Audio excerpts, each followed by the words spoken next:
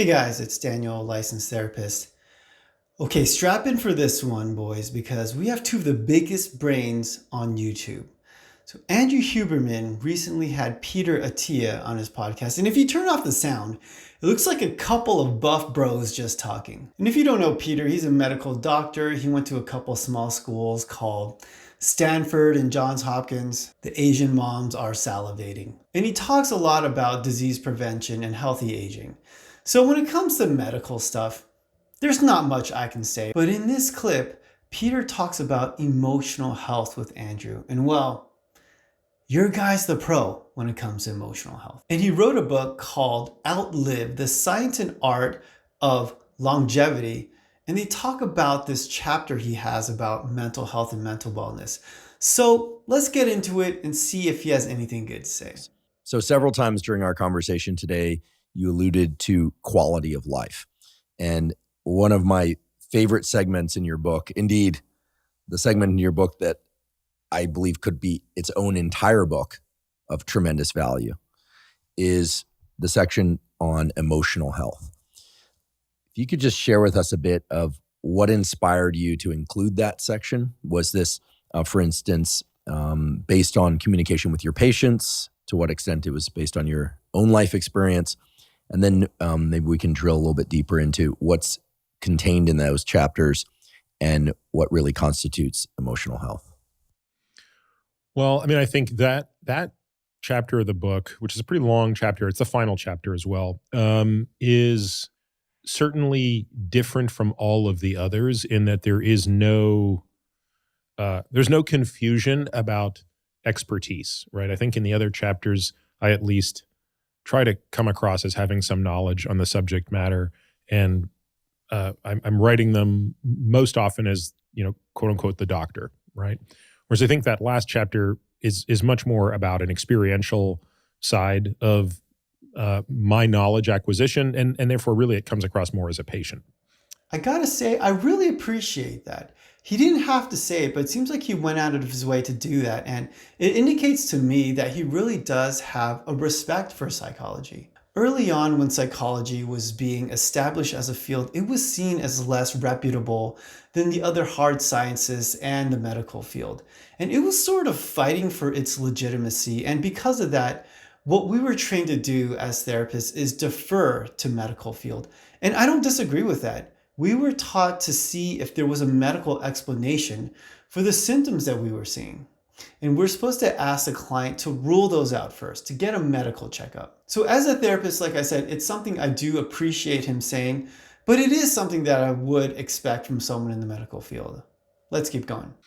And I think you're right. I think that that's a chapter that initially was resisted by all other parties involved in the book.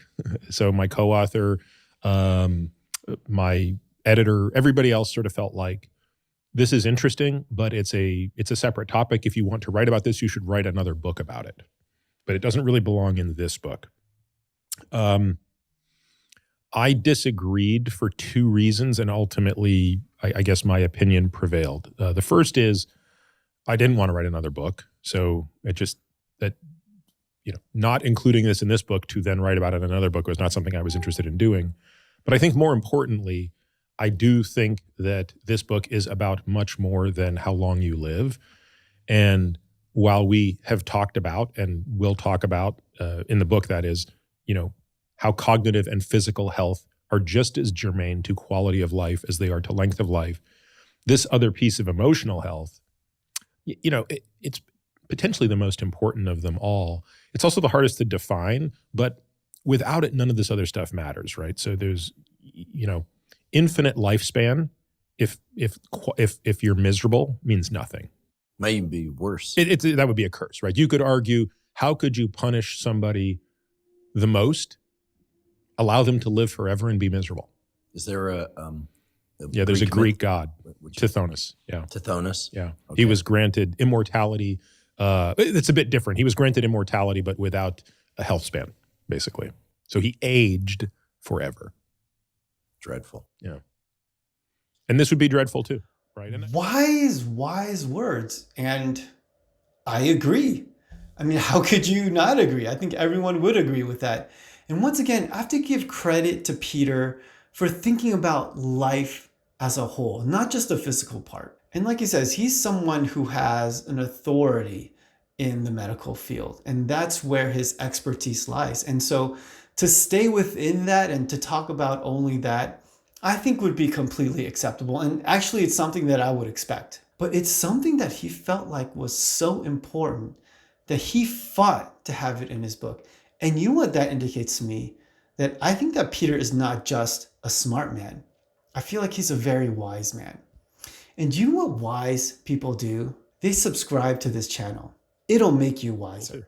Right. And I feel like, why did I need to write about this? Well, I think that, this is probably my greatest struggle. I think, way at the outset of the podcast, you asked me kind of like, what are the obstacles to longevity?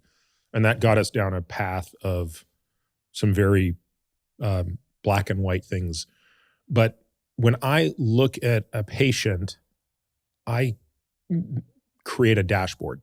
And the dashboard is, what are all the things that are a threat to every component of your longevity, both lifespan and health span? We talked about a bunch of those things. So what is your risk for atherosclerosis, and what are we doing about it? What is your risk for cancer? What are we doing about it? What is your risk for neurodegeneration? What are we doing about it? What is your risk for accidental death? What are we doing about it? What is your risk for physical decline? What are we doing about it? And one of those things is, what is your risk of emotional health or poor emotional health, and what are we doing about it? So when I do that exercise for me, which I do, right? I mean, I have that spreadsheet laid out for me, and I know where my factors line up. And interestingly, despite my family history being horrible for atherosclerosis, it's like 6th on my list. Because, I mean, basically I intervened early. I have a clear understanding of the pathophysiology, and I'm doing everything to the maximum. So I'm actually very confident I will die with and not from atherosclerosis. But the top thing on my list is actually emotional health. That's the one that is the hardest for me to manage. And it's the easiest to get out of balance, and it creates the most pain in my life. So that's a long answer to why I felt this needed to be in here. So very interesting. Peter actually struggles with mental health.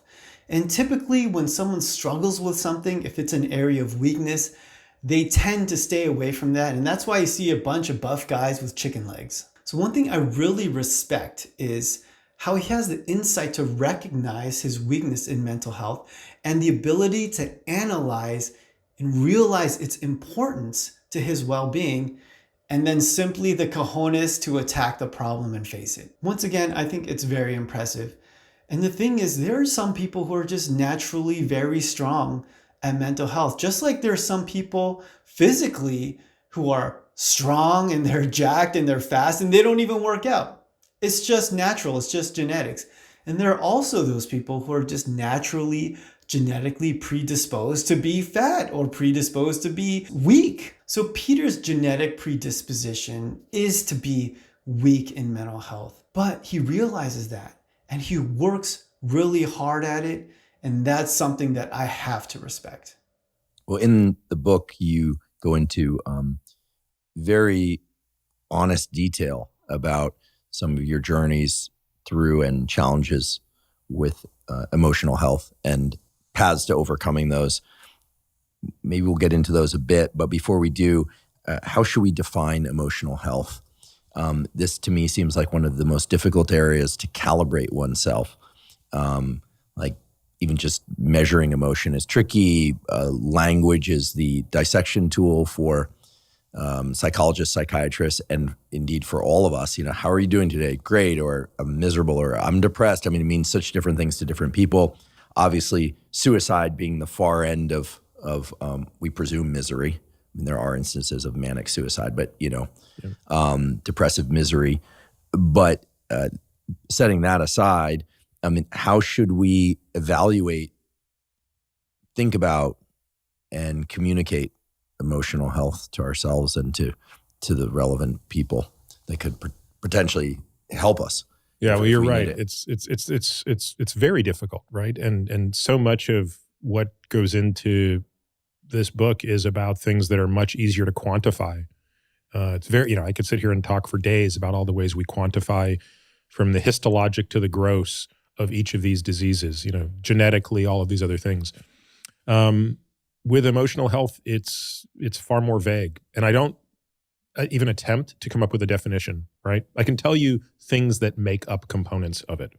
So connectivity with others just seems to be an inescapable part of this. So the ability to maintain healthy relationships and attachments to other people. And by the way, these are in no particular order. Having a sense of purpose. Being able to regulate your emotions. Experiencing fulfillment. Experiencing satisfaction. All of these things matter. And I think that for many of us, if we're taking an honest appraisal of ourselves, we'll notice that we have deficits in these areas. I have to say that I do hate it when I agree with people too much in these reaction videos. I take this sick pleasure in just dunking on people's bad takes on mental health, but once again, I agree with Peter. In fact, I am super impressed with his definition. It is very difficult to define. And what we have to do as therapists is we sort of take an assessment of many different areas of functioning, and we just see if there's any real struggles or deficiencies in those areas. And different people have different criteria in different areas. And so I took an inventory of what I thought emotional health was and the different areas that I felt were important before I watched Peter's definitions, because I wanted to get my own natural thoughts and to see if they lined up with Peter's. I didn't want to be influenced by his. And I was pleasantly surprised to see that 2 of his criteria were actually on my list. And those 2 shared criteria were healthy relationships and emotion regulation. And he has these other 3 criteria. In fact, these 3 criteria are things that I didn't even think about. And those criteria are a sense of purpose, experiencing fulfillment, and satisfaction. And so I didn't think about them, but are those markers of emotional health? And I would have to say, yes, those are markers of emotional health. But how would I define emotional health? So I came up with my own list, like I said. 2 of them we already talked about, having good relationships and the ability to regulate your own emotions.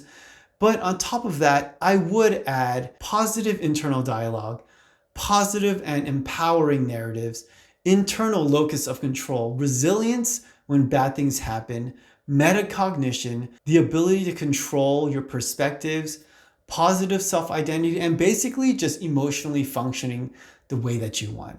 So those are a lot of things, and you might not know everything on that list, but I'm going to explain a couple of those things later. Let's continue. Being present. By the way, that's something that may have been less of an issue 100 years ago than it is today. So I think, certainly for me, being present is very difficult. It's not my default state. I don't know that it's the default state for most people, truthfully. But I'm very often predisposed with thoughts about the future, occasionally thoughts about the past, but it's much more often kind of thoughts about the future and planning and thinking about what I need to do and what do I want to do next, and never really being satisfied with anything that's happening in the moment.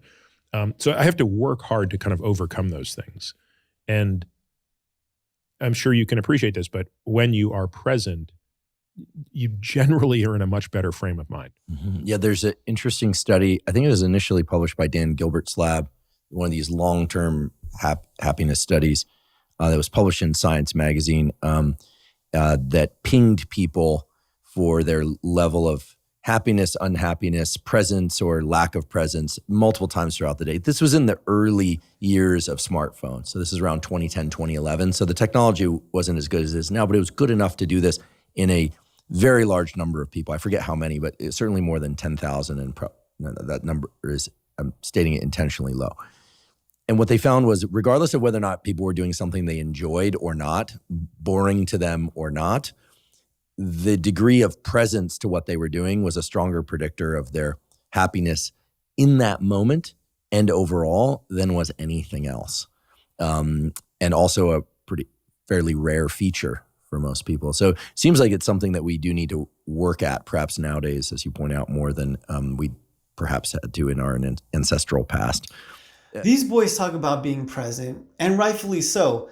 In mental health, it's called mindfulness, and it is such a widely accepted and powerful thing that I think practically every practitioner of mental health uses it in some form or another. And I think that basically Peter describes it pretty well. Your mind can go to all of these different places, and in those places you experience anxiety. But if you're just here in the present, you're probably fine. I mean, I'm here in this room, the temperature is great, I am perfectly safe, nothing bad is going to happen to me. So if I stay here in the present, I would experience peace. Whereas if my mind were to wander somewhere else, I could experience anxiety, depression, or fear. It's like stopping to smell the flowers. If you stop and smell the flowers, you're not worried about the mortgage. And I worked with this amazing psychologist, and he would always tell clients, you get into trouble if you think about things in the future or if you think about things in the past. And if you stay in the present, you'll be okay. And that's what Peter says. And when he said that, it reminded me of my psychologist friend. And once again, I was super impressed. I'm a little bit surprised that you say that you find it hard to be present, because you strike me as somebody that is not just willing, but has a strong almost reflex toward, drilling in, observing the contour of something and then really drilling into it and really getting to the guts of most everything that interests you. So you strike me as somebody who's very present. And I guess that maybe this gets back to this. But they're not vagueness. mutually exclusive, right? I mean, I think, so for example, I'll notice that sometimes if I'm playing with my kids, especially my boys because they're younger, right? And playing with them is really being in their world. Like if I'm with my daughter, we can be doing things that are kind of mutually, like, we'll do things together that I would probably do by myself or she would do by herself. But with my boys, it's generally doing something I wouldn't otherwise be doing. And if I'm paying attention to it, I'm constantly amazed at how after 5 minutes of searching through a bin for just the right Lego piece that we want to do to build this one little thing, like my mind will start thinking about something else. Like, oh my God, like I got to go, I didn't email that dude back, and I got to do this, and I got to do this, and I got to do this, and I got to do this. And I just get into the I got to do. And it's like, dude, you've only been here for 5 minutes. Why don't you just find the Lego piece that you need to finish building that thing over there that is this beautiful moment that you're not going to have many of, right? There's a very finite number of these moments you're going to have.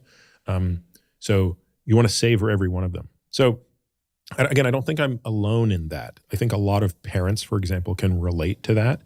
And that's literally just one of many different things. And by the way, I wouldn't have said that was my greatest challenge either, but it's something that requires, I think, deliberate attention.